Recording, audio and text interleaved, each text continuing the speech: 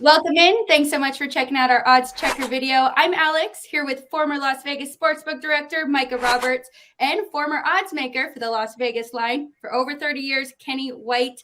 All right, it's time. We've got our final two teams in the Super Bowl. For the AFC, we have the Cincinnati Bengals, and for the NFC, we have the Los Angeles Rams. First, I want to start with those conference championship games. Mike, I'm going to start with you. You had the Bengals in that game. How were you feeling at halftime? And then how were you feeling at the end of the game? What were you most impressed with from the Bengals to get that victory? Well, first off, they were down 18 until they scored that late touchdown and just off a swing pass. And then the Chiefs came back, went all the way down the field. I go, geez, I'm going to be down 18 again. And they couldn't score. It was the most just biggest error that I've seen out of Andy Reid and Mahomes in a long time, and they didn't get it done. I go, oh, this is a sign. This is a sign.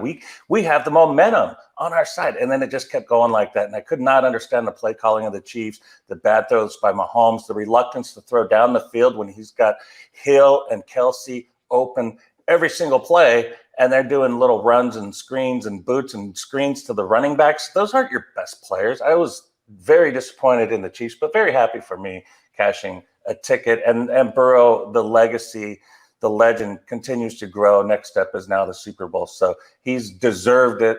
Knocked out the number 1 seed, knocked out the 2 seed. Pretty impressive on the road. Kind of reminds me of Denver Broncos team when John Elway won his first Super Bowl. Yes, he has been very impressive in the playoffs. Now let's talk about the NFC game. Sean McVay and the Rams, they finally beat the Niners after they were 6-0 going into that game. Kenny, you had a ticket on the Rams to win the NFC Championship. How were you feeling when they were down 17-7 going into the fourth quarter? Yeah, I was amazed. Just that both games were, a roller coaster ride, and to have those comebacks is just amazing. And this late in the season, you just don't see that happen very often. The largest lead overcome in a fourth quarter was 9 points by Seattle, and the Rams overcame a 10-point deficit in that football game, and it was just amazing to see see those games, how they panned out. My big play on the weekend was the under in the San Francisco Ram game, and a lot of it had to do with the data that came back. Playing a team 3 times in 1 year showed that breeded familiarity, and the defenses had a big advantage, and it showed that out in that game. So we'll see what happens in this one. Lack of experience on the Bengals side coming into the Super Bowl, but the Rams have only been there once. When the Rams were there, they were up against Bill Belichick and the Patriots, who've been there a gazillion times. So there was a big advantage. I'm not sure if being to one Super Bowl is an advantage over a team who hasn't been there. Well, let's go ahead and look at the opening line. It opened -3.5. It is now -4. That's Rams. The total on that game, 50 down to 48.5. Mike, I'm going to start with you. From your professional opinion, where do you see this line moving? Well, it's been weird. We've had all kinds of different eras of the Super Bowl and how people feel of the opinion. Now we have 2 weeks. So usually what happens is once that first line is open, the favorite usually gets played. And that's the team that looked the best in the championship games, which isn't really the case here. But you see it kind of change over the course of time. And there's a narrative that's built through the media and through whatever. And they build up this scenario where, can Joe Burrow take that next step? Can they do that? And then they see, wow, I can bet this team on the money line. I can get +170, or I can take +4. I think that's a pretty good deal for me. And actually, the money line is better for the dog. The last 6 dogs to cover have won outright. You didn't even need the points. So that's something to think about here. But I do think we're going to see dog money come in the last week. I think early on, we'll see this number maybe run to 4.5, maybe to 5. That's a very safe zone for a lot of bookmakers to get 5, 5.5, rather than play around with the treacherous, most dangerous number in the NFL, the number 3. And no book wants to play around with 3 in the Super Bowl, the biggest handled game of the year. If it lands 3, complete wipeout. We haven't seen that in a few years since before Las Vegas grew as big as it was. But it did happen before. It's called Black Sunday, still Steelers and Cowboys. So they want to avoid that at all situations. And, just hope to have a nice handled game. You're going to see $1 million bets come in and sway a few books a half point here and there. But that's going to come on the week of the game. So I look forward to talking about some of those moves that happens over the next week and a half with Alex and Kenny, and seeing just the vibe. And I'll be talking to the books over the next course of the 2 weeks as well, seeing what they're seeing and relay that to you guys. Yeah, looking forward to that information. Now, Kenny, with your power ratings, how have you adjusted these two teams? Where did you make the number? And do you go off of your power ratings this late in the season, or is it more of a feel for the two teams? You know, a lot of times it is matchups and things like that, but I do have to rely on my power ratings. That's the process, and I'll stick to that. The one thing that, you know, I don't like to bet a lot of favorites, but I will bet smaller favorites. So the Rams kind of fit into that class, a smaller favorite, but 3 and 4 are key numbers. I think if you like the Rams, you should bet them now. I think this game goes up. I think this game, you know, the thing about this game is what maybe most difficult to handicap is the crowd. Is it going to be an all LA crowd because it's in Los Angeles? It's in their home stadium.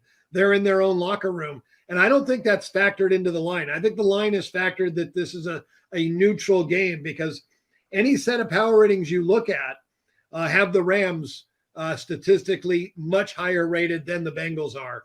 So I don't know yet what the fan base is going to look like. Are the Bengals going to bring half the stadium? I don't know. We do know one thing: the 49ers had more fans in the stands the last two games against the Rams. So that'll be an important factor. If LA can sell out here, and this is an entirely LA fan base, I got a feeling this number could go to as high as 6. Sticking with you, Kenny, and then Micah, feel free to jump in. Are there any trends on these two teams that you're already looking at? I got a couple first quarter trends and first half trends on both. I'll give you right now. Cincinnati, 11-9 ATS first quarter this year. Rams 12-8 ATS. So they both came up with a little winning record in the first quarter. Under Cincinnati, 12-6-2 under in the first quarter. Rams 14-6 under first quarter. So both teams very slow starting. Rams have been under 7 of their last 8 games. So first quarter, it may be something to look at, that this game does come out to a slow start. First half trends: Cincinnati 10-10 this year. The Rams 11-9 ATS. So no real big deal there. Cincinnati is over in the first half, though. After a slow start to their games, their second quarters get much higher scoring. So the first half, they're 11-8-1 to the over, 5-1 over their last 6. But the Rams, they don't want to go that way. Rams first half under this year, 13-6-1 to the under, 13-6-1 to the under. And the last 7 straight Ram games, the first half has gone under the total. All right, now we're going to play Bookmaker. Kenny, I know you were looking at some prop bets, and you're going to throw them to Micah to see how he feels about them. Yeah, there's just some prop bets that are, you know, they're the everyday prop bets that are out there. So I'll give Micah the odds on it, and then what he thinks and kind of the results the last 14, 16 years. All right, first play of the game, Micah. Pass -140, a run +120, a penalty +160. What? First play? First play of the game, pass, run, or penalty? Well, you're going to have to get Joe Burrow in there, do some play action. If he gets the ball, I would say pass. And if Stafford gets the ball first, I would say pass. If I'm the Rams and I got Cooper Kupp and OBJ getting over anytime I want, I mean, I know the running game is part of it, but I would feature those guys quick, especially a quick early lead. Joe Burrow needs to do more of that. I think Joe Burrow needs to complete 30 passes to win this game. I think they're going to be throwing a lot. You know, on that first play of the game, you know, it is a passing league now, and teams do pass more than they run the football. And in the Super Bowl, the last 14 years, there's been 8 passes, 5 runs, and 1 safety. So Peyton Manning, and that safety was expected to be a pass. It was a shotgun. It was going to be a pass. So really, it should be 9-5 to the over, almost 67%. I think if you lay $1.50 or less, you have a good bet on the pass. Next prop: team to score first wins the game. Yes, is -160. The no is +130. So the team to score first wins the game. Would you like anything in that prop? I don't know. Joe Burrow, I don't think he needs to score first to win the game. I do think it's important for the Rams to get out front and not be behind. I mean, it worked out well for him against the 49ers, beating them for the first time in 7 meetings. But yeah, that's a tough one. That is a 10-4. The team that scores first last 14 years. The team that scored first 10 times won the Super Bowl. The team 4 times the team did not score first. They did win. Team to score last. Very interesting one. Team that scores last wins the Super Bowl. Yes, -55. I'm giving you prices that are on average what they usually come out. The no 125. Team to score last wins the Super Bowl. Yes. That happens. 16 straight years. Oh. 16 straight years in the Super Bowl. The team that scores last has won the game.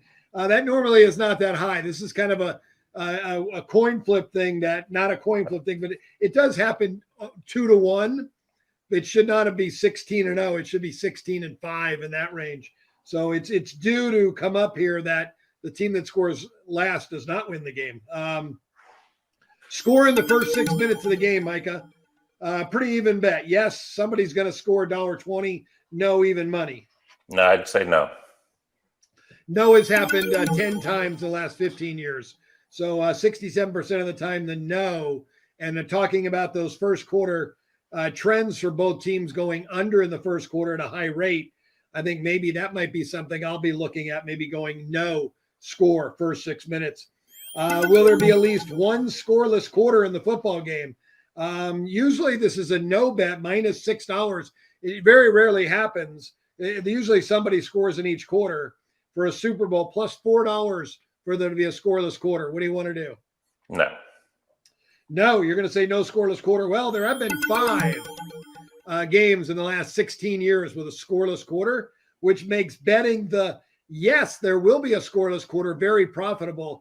If you bet this over the last 16 years, you're up $900. If you bet that no, there will not be a scoreless quarter, you're down $1,900 because you got to lay $6 on that to win that prop. So very interesting. Those are my little tidbit props to start out.